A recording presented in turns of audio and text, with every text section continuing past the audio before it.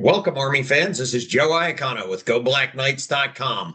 Following the major upset win, Army 24, Kansas State 21 in Manhattan, Kansas.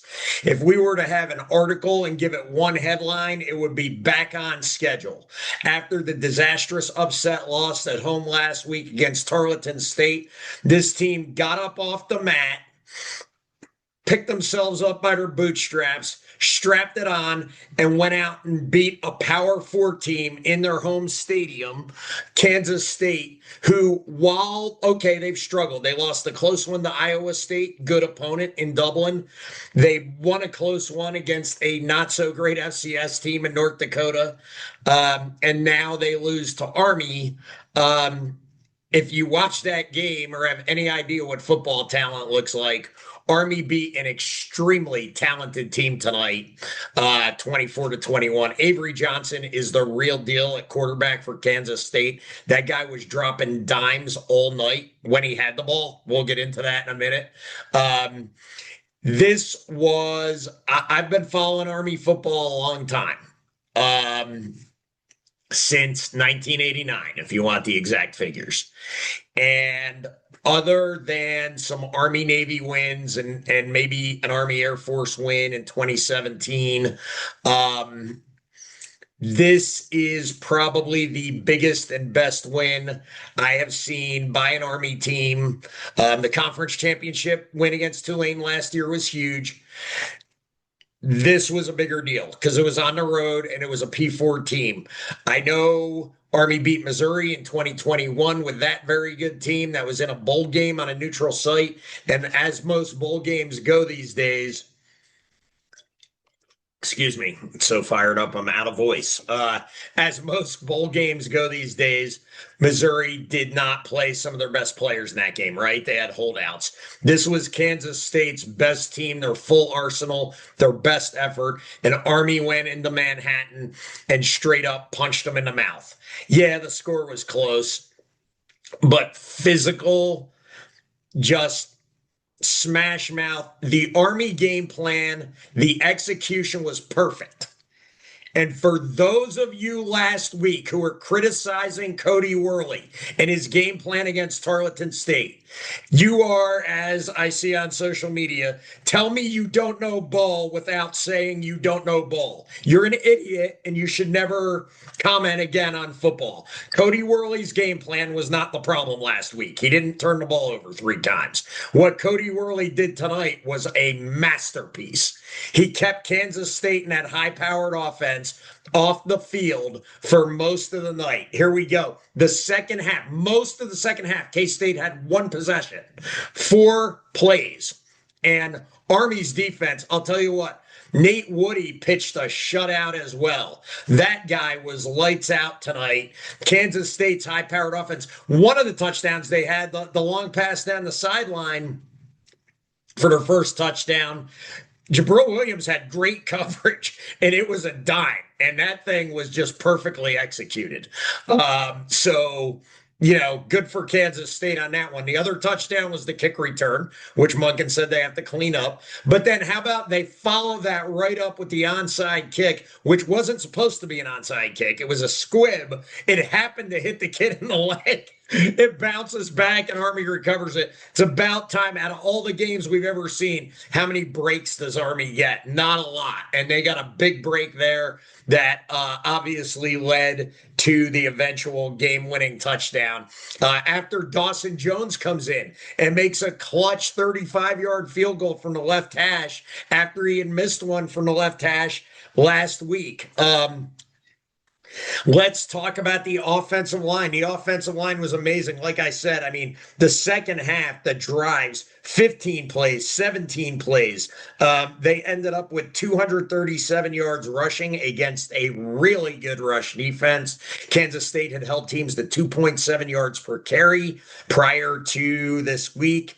We ran for 3.4 yards a carry. So you know what? It was enough. One of the key stats of the game, of course, was Army 6 for 7 on 4th down. And for those people who haven't followed Army football or Jeff Munkin yet, they're always surprised we go for it that much. As Coach Munkin always says, He made those decisions a long time ago. The analytics say go for it because they give us the best chance to win. People may think that's whatever, but I don't know too many other coaches who could have gone into Manhattan and beaten Kansas State tonight with the team Army has. So take that with a grain of salt. The other biggest story, of course, Cale Helms gets the start. He told me Thursday, or he told me he knew Thursday that he was getting the start. And not sure if Dwayne Coleman's injured or not. No idea. But I think Cale Helms, in my humble opinion, earned the starting job tonight. Hopefully for the rest of the season going forward, he is QB1. He calmed down throughout the night. He has confidence. He has swagger. He plays football like a kid from Texas. We had another quarterback from Texas last year. I am not comparing him to Bryson Daly. Please do not mistake this, but he has some traits that I really, really like. Let me tell you some of the things Cale Helms did really well that probably aren't going to get noticed. He didn't make any big mistakes. He minimized the negative plays. He minimized the turnover.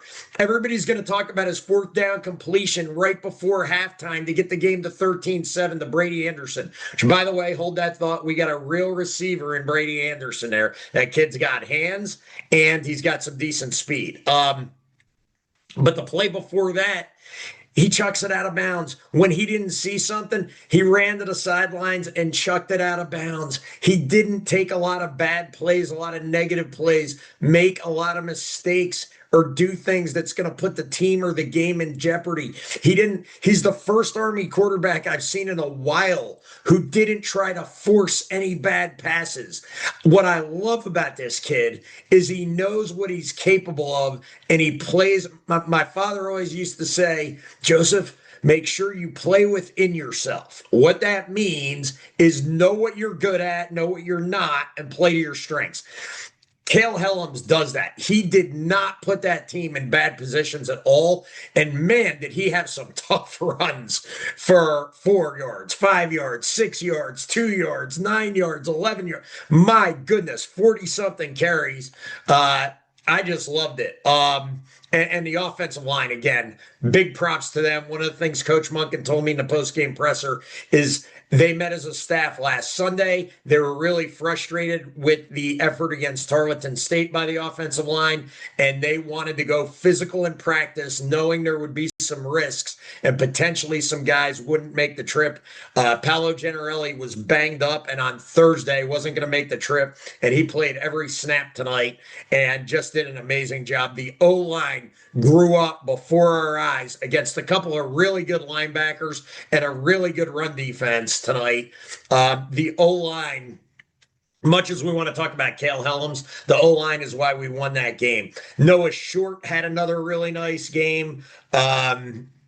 Time of possession, 40 minutes. I mean, most of the second half. When the defense went on the field at the end of the game to stop K-State's 2-minute drill, they hadn't been on the field like the whole rest of the half. So that was wild. Let me look at some individual stats here. I haven't done that yet. Let's look at Noah Short's big option pass for 52 yards to Brady Anderson to set up a scoring drive in the third quarter. Noah tonight had 10 carries for 61 yards. He is the best playmaker on the team, bar none.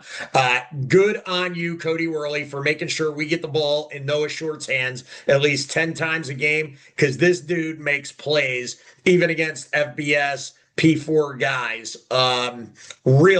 Really good game. His long run was 17 yards. Most of his plays were positive yardage tonight. So good on him. Good on the offensive line. I thought Samari Howard's run blocking was much better. He caught 3 passes. That was great. Brady Anderson caught 3 passes. Liam Fortner was back in the lineup on offense. That was nice to see. And how about Briggs Bartosh?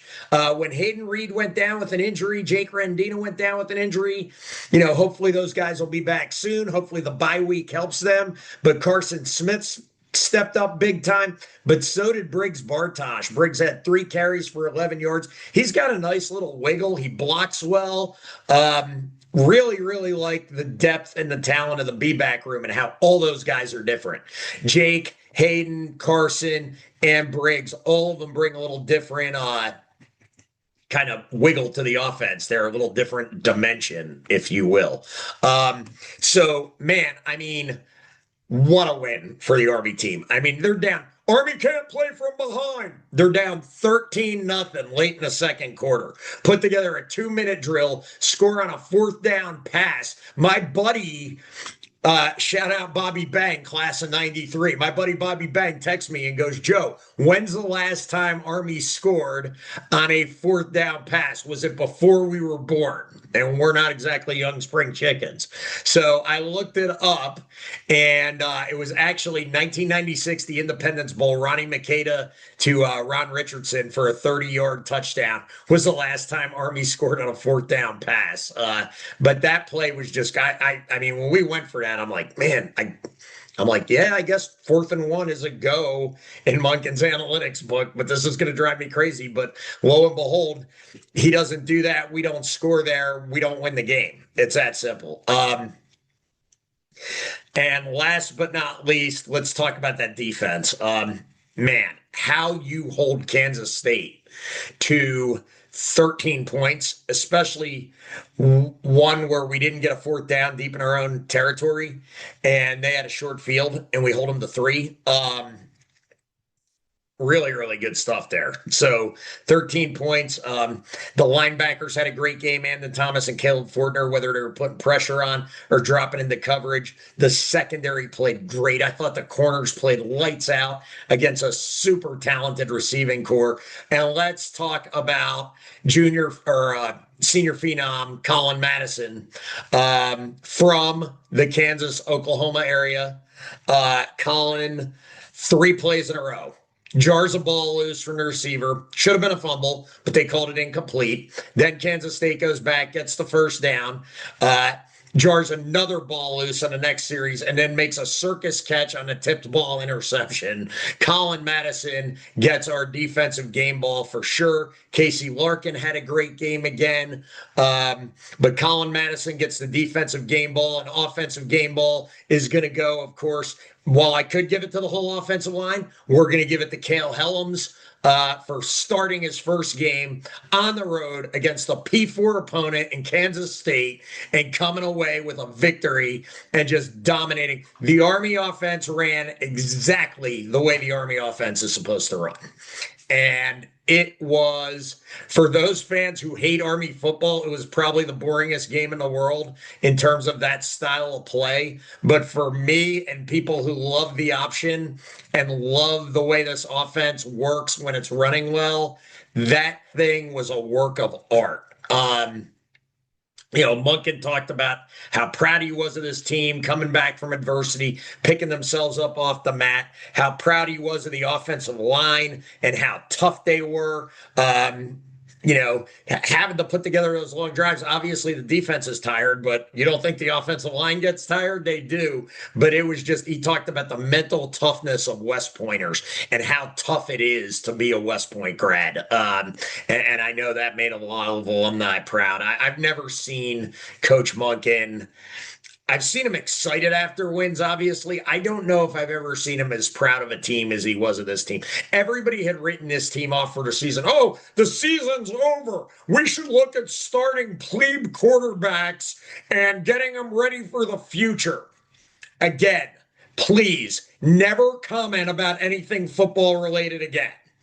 Just do us all a favor, save the world your ignorance, shut up, and let the rest of the season play out.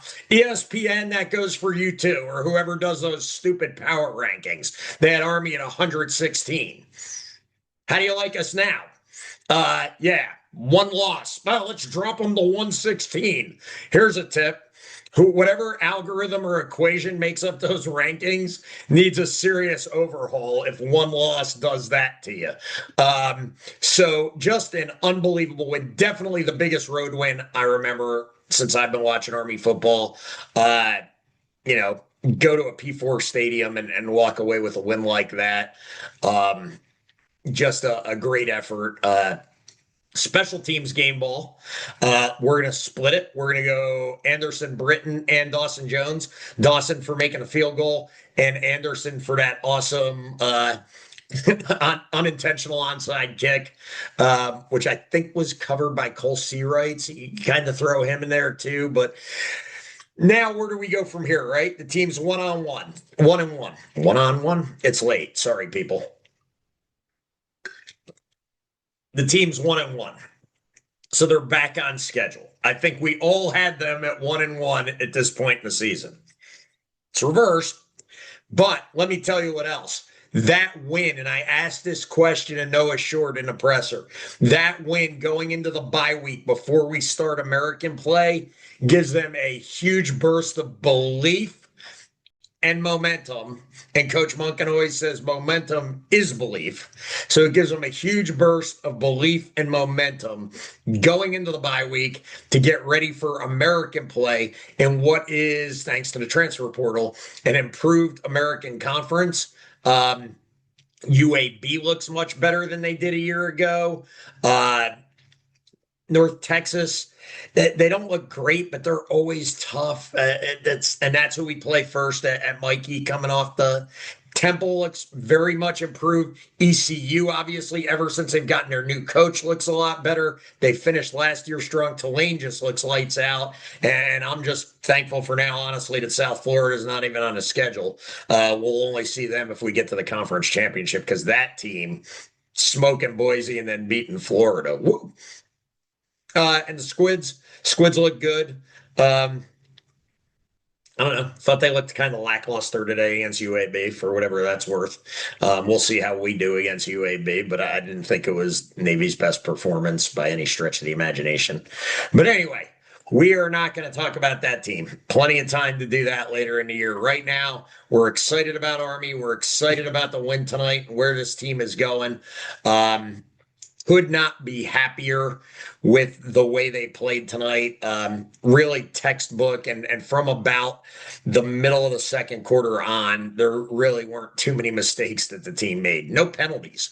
I think they made 2 penalties in the first half, and then, or no, they did have one, and that's what caused the field goal instead of a touchdown. That's what stopped that drive. It was a penalty. So, but they held it to only 2 penalties tonight. Both of them were in the foolish range, but okay, no big deal. 2 penalties and not stopping their own drives, not a lot of negative plays. Most importantly, no turnovers. And the defense forces their first turnover of the year on Colin Madison's interception. So really excited. Going to have a hard time sleeping tonight. Army's 1-1 and ready to start American play in 2 weeks. Bye week next week, they get a chance to get healthy. They're going to need that. Hayden Reed needs to get healthy. I think Paolo, there's probably a lot of other injuries I'm unaware of. Cody Harris-Miller didn't play tonight. So I think a lot of guys need to get healthy prior to that North Texas game. Having the week off should help. And I think the other thing on everybody's mind is who is the quarterback going forward.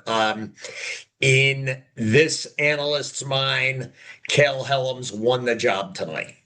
There should be no question about who the starting quarterback is going forward.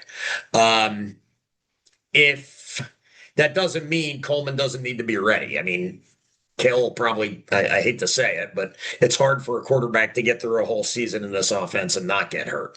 So Dwayne will need to be ready, and when his number's called, he'll need to step up and get the job done like we know he can. But Cale Helms should be QB1 going forward, in my opinion. I don't get to make the decisions, but if he hasn't earned the job after tonight, I don't know what it's going to take to get him the job. So I think he's your guy. So Joe Iacono signing off. Again, final score, Army 24, K-State 21. Go Army, get healthy, and beat North Texas.